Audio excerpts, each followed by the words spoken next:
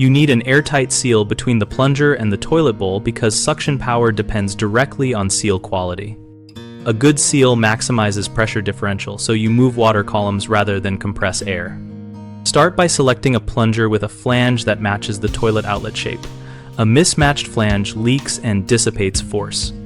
Before plunging, add enough water to cover the flange so the tool works in a liquid medium. Air pockets dramatically reduce effectiveness. Position the flange inside the trap and press down slowly to force out trapped air. Then use 5 to 8 steady thrusts in a push-then-pull rhythm to transmit momentum to the blockage. Maintain your wrist and arm alignment, so you use body weight, not just arm strength, which keeps the seal from breaking mid-stroke. If the toilet has a skirted bowl or an unusual trap, use a bell-shaped plunger or a toilet-specific flange model to ensure compatibility. After clearing, flush slowly while holding slight pressure to make sure the blockage does not redeposit before finishing.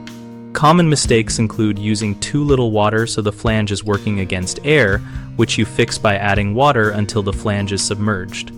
People often use rapid, uncontrolled thrusts that break the seal and waste energy. The remedy is to start slow to expel air, then use steady, measured strokes. Another frequent issue is a poor size or type of plunger for the toilet profile, and the fix is to swap to a flange style designed for toilets or a larger bell plunger when the bowl shape interferes with seating. BigHomeProjects.com connects homeowners with local contractors and gives contractors a place to find jobs in their service area. We also host a discussion community where homeowners and contractors exchange practical tips, product recommendations, and real-world troubleshooting advice.